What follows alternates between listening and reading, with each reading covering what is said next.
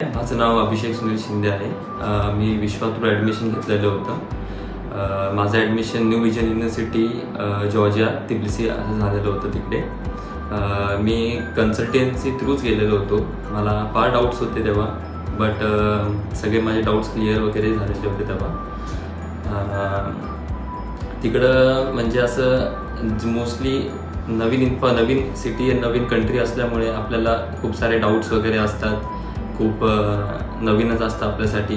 But mostly सगळे एवढं पण असं हे नव्हतं, प्रॉब्लेमॅटिक असं काय नसतं। इझिली सगळं असं होऊन जातं। असं काय हे नाही आहे की जे मोस्टली अनपॉप्युलर ओपिनियन्स असतात की बाहेरून एज्युकेशन केल्यानंतर कसं त्याची प्रॉपर प्रोसेस असते, सगळं असतं वाया, पण त्याने आपण करू शकतो। असं काही प्रॉब्लेम नाही आहे। तिथे राहायचं वगैरे सुद्धा हॉस्टेल्स वगैरे सुद्धा प्रोव्हाइडेड असतात। आणि डे टू डे सगळं आपला कोर्स सुद्धा इंग्लिशमध्ये असतो। लोकल्स पण चांगले आहेत, असं काय एवढं हे नसतं तिथे की क्राईमचा रेटसुद्धा कमी आहे। त्याच्यामुळं असं काही प्रॉब्लेम तिकडं तुम्हाला जाणवणार तर नाही राहण्यात वगैरे। ॲज इन की एज्युकेशन वाईज तर सगळे टीचर्स वगैरे आपल्याला USMLE सिलेबसच्या प्रमाणेच आपल्याला अभ्यास असतो। सगळे मोस्टली कॉलेजेस तिकडे ACFMG रिकग्नाइज असतात।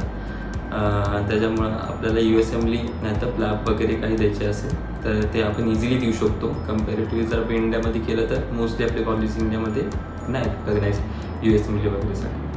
सो तो पण एक बेटर फ्युचरसाठी एक ऑप्शन ओपन होऊन जातो। PGसाठी जर तुम्ही परस्यू करणार असणार तर ऑप्शन्स ओपन असतात आपल्याला पुढे दुसऱ्या कंट्रीमध्ये वगैरे करायला झालं तर। आणि जसं की आपला पॅटर्नच एक्झामचा MCQ बेमध्येच दरवेळेस एक्झाम्स वगैरे राहतात, तर कॉम्पिटेटिव्ह एक्झाम्स देताना नवीन काय वाटत नाही आपल्याला। इझी जर असं थोडासा एक ॲडव्हान्टेज असतो। माझं कंप्लीट झालेलं आहे।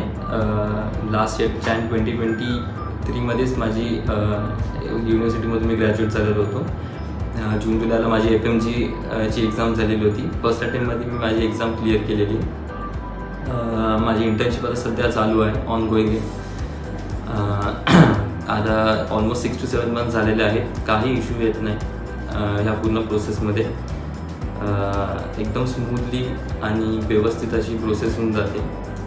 इट्स जस्ट की तुमच्या साईड तुमचा पण अभ्यास वगैरे सगळंच पाहिजे। सगळं प्रोव्हाइडेड नसतं, म्हणजे की आपल्याला आपला स्वतःचा पण अभ्यास पाहिजे। ॲडमिशन झाले म्हणजे ग्रँटेड घ्यायचं हे असं काही नसतं। कारण की कोचिंग्स वगैरे सगळे प्रोव्हाइड केलेले जातात, सगळं असतं। आपल्या वेळी आपला इनपुट पण देणं गरजेचं असतो त्या पॉईंट।